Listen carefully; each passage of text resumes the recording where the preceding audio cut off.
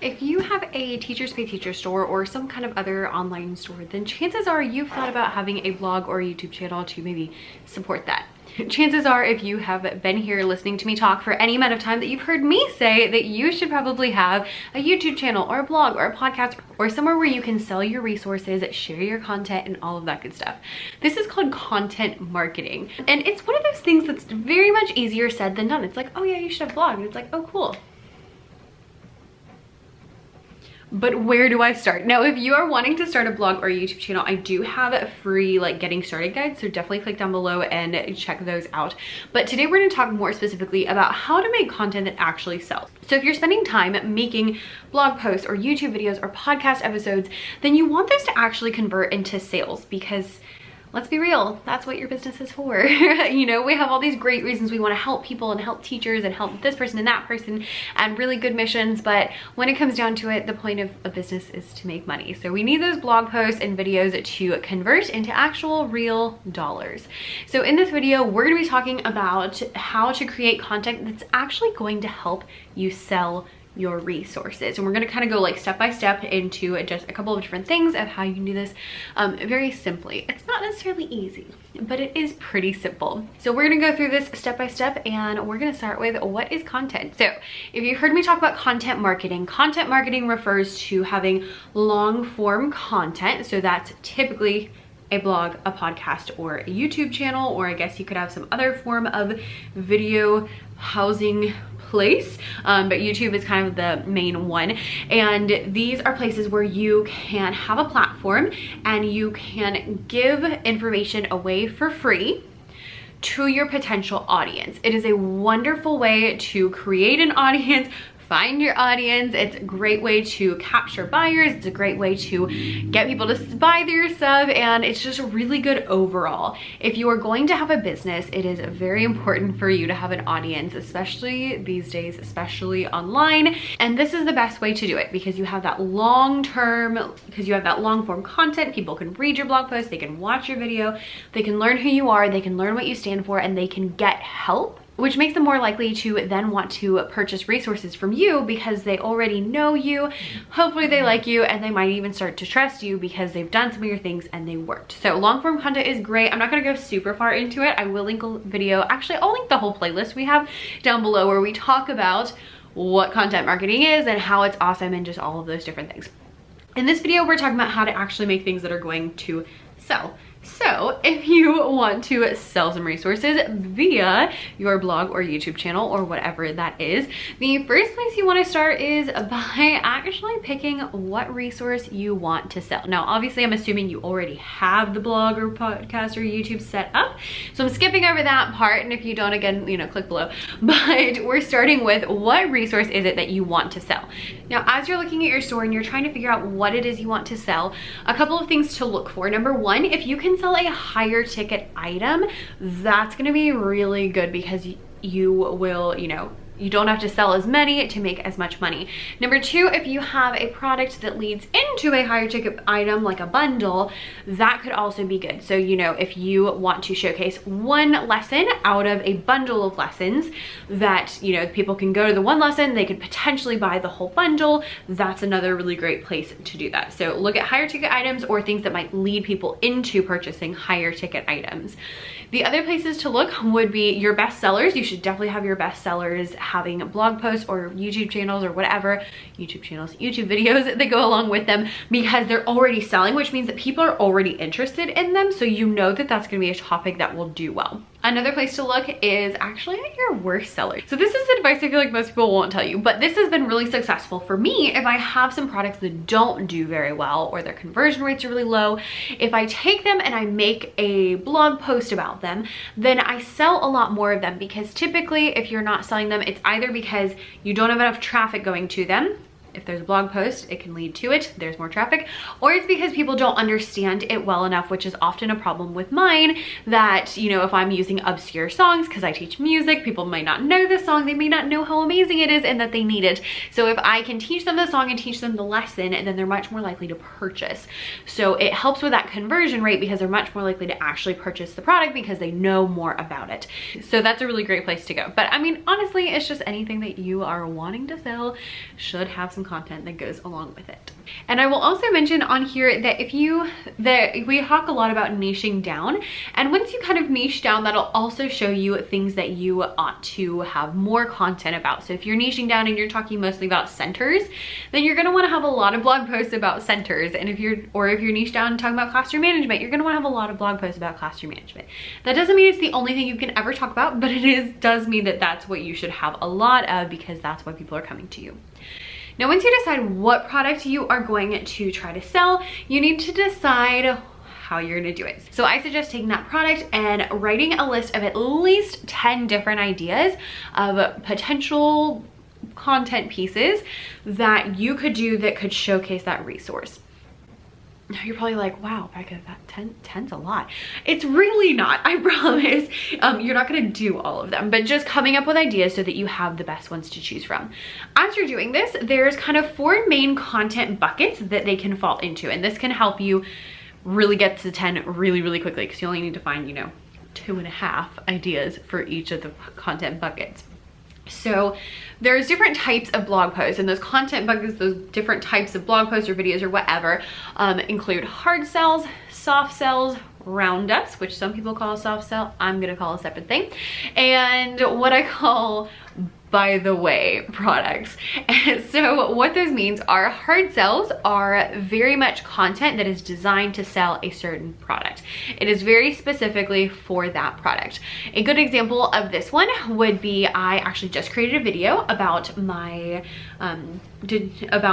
board games that I have that help with solfege, and they're called Lucky Lemons.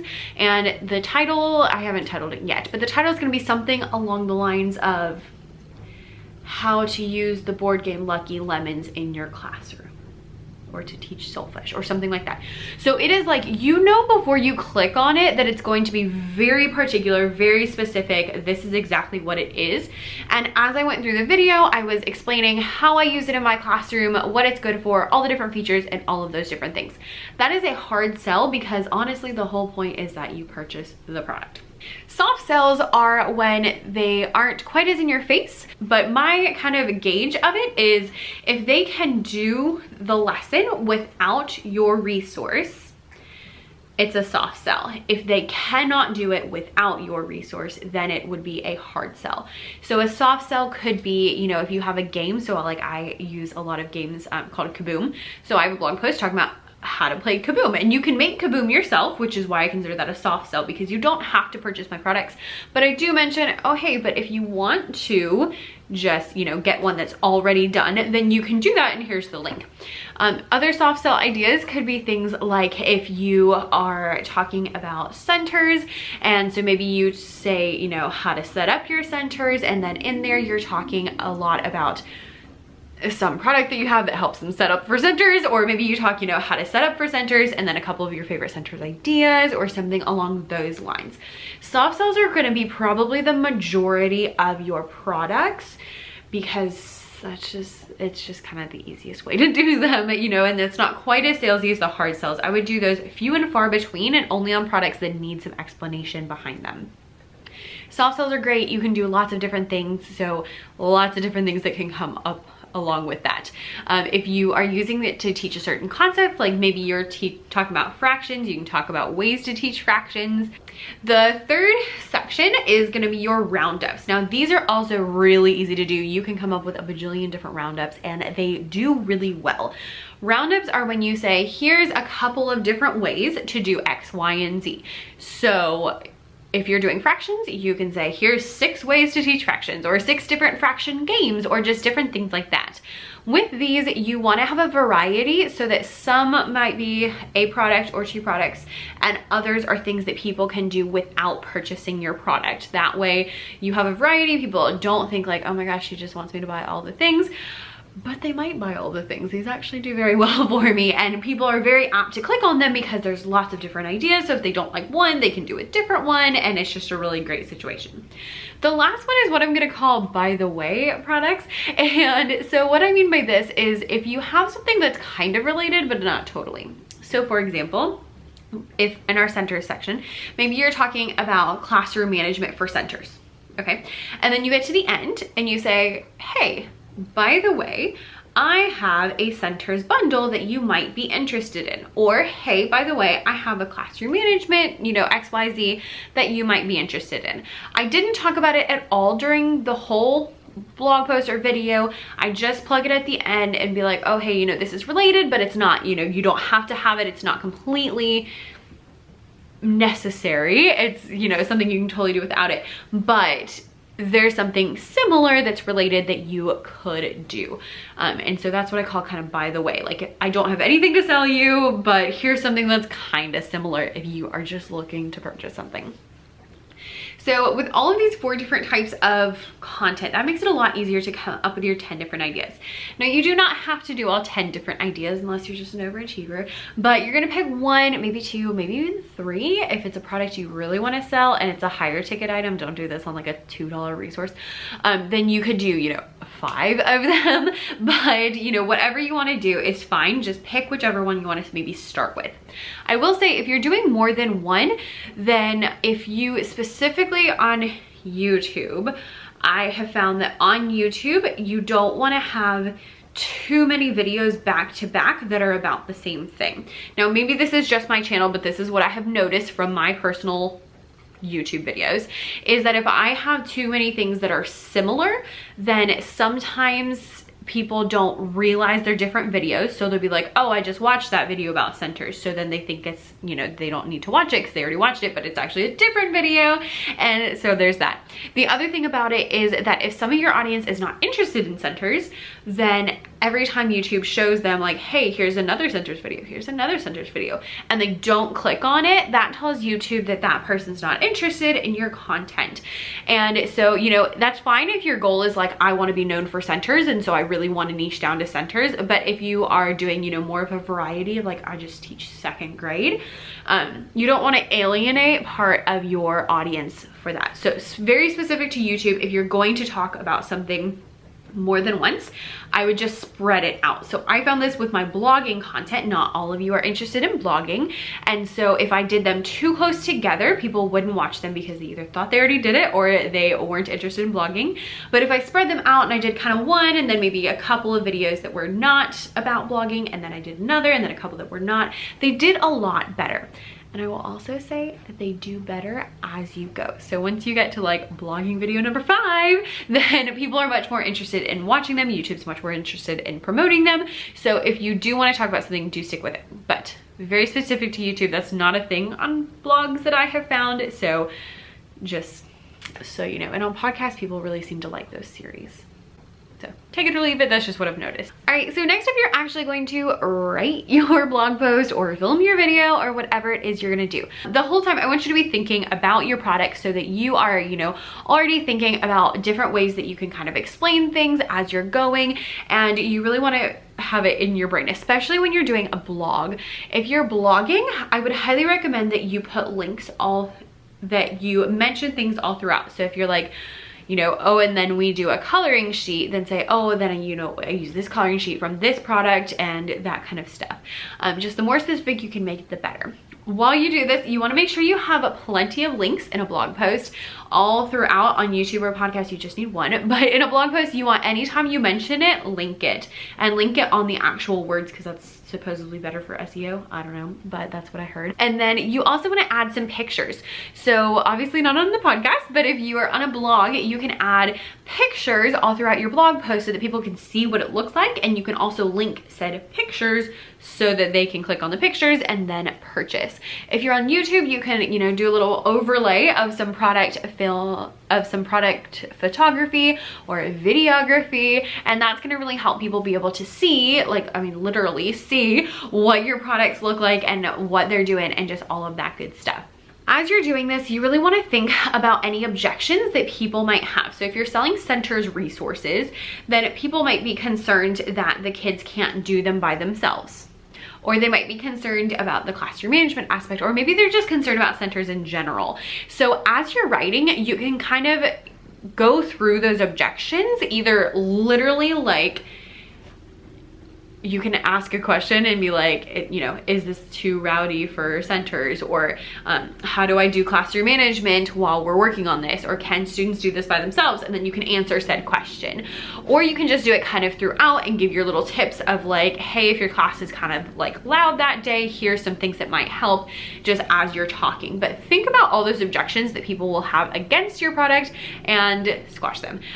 This is something I did in my Lucky Lemons actually hard sell video. I thought through like, okay, what are people going to be concerned about? One thing is that the kids won't know how to play the game. And that's a big thing for my kids. I've noticed that usually they have a hard time playing a game for the first time.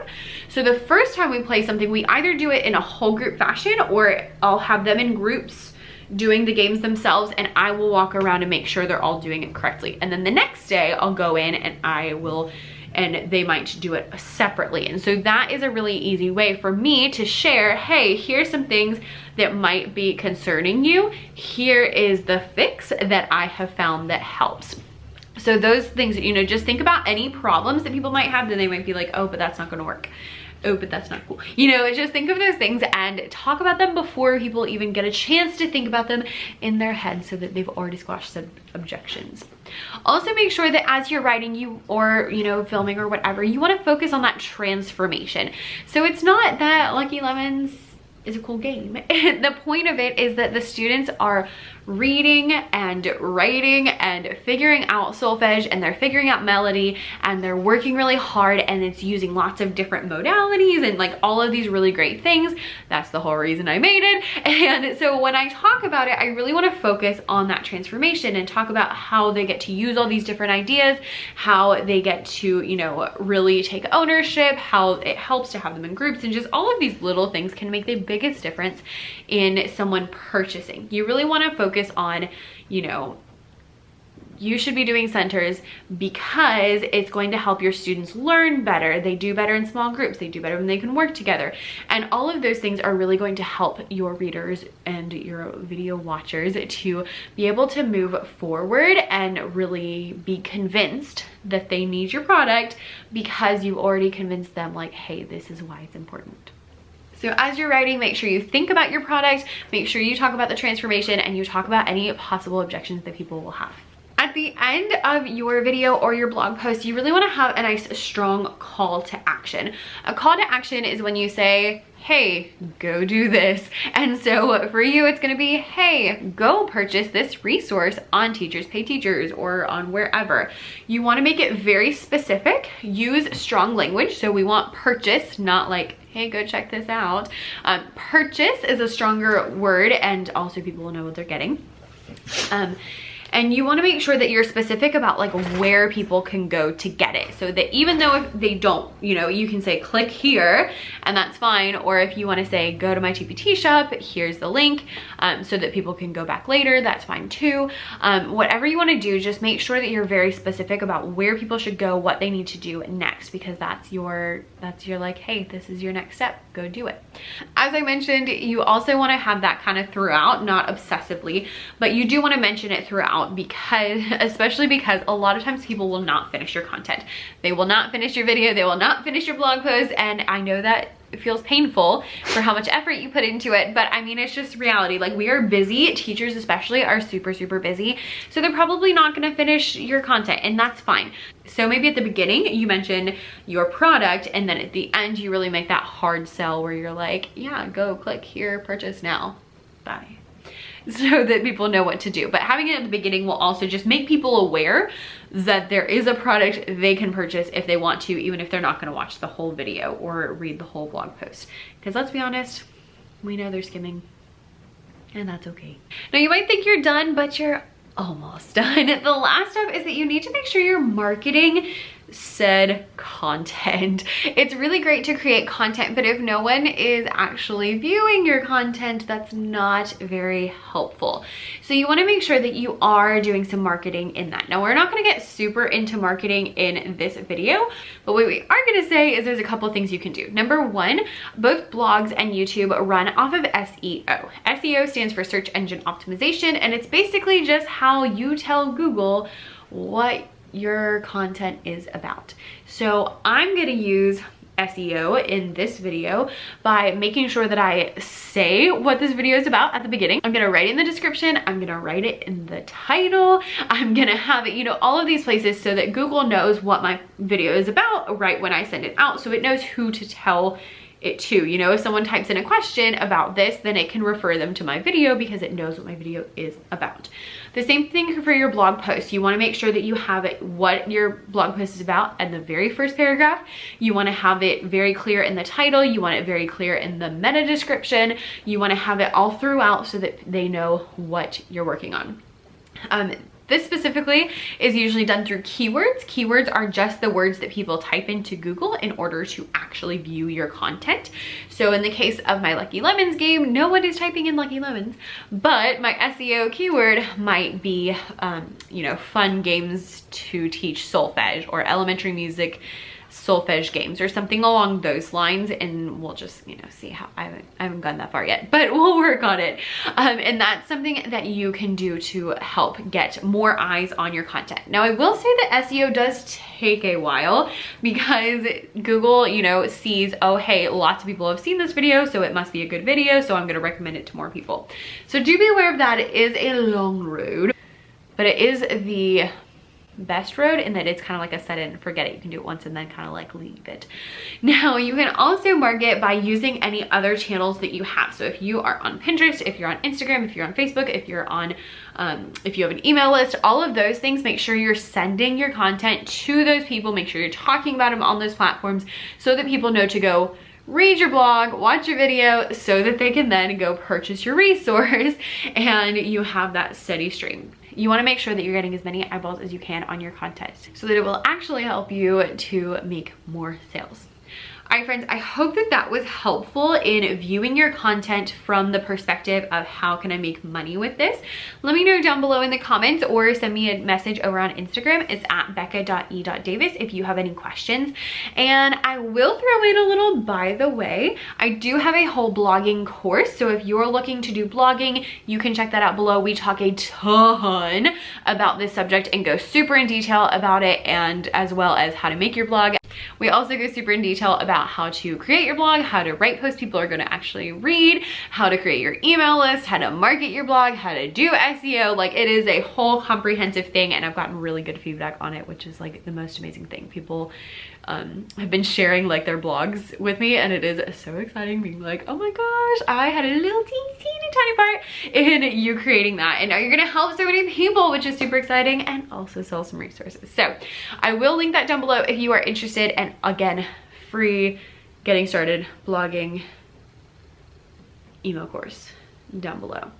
So I will see you guys later. Bye.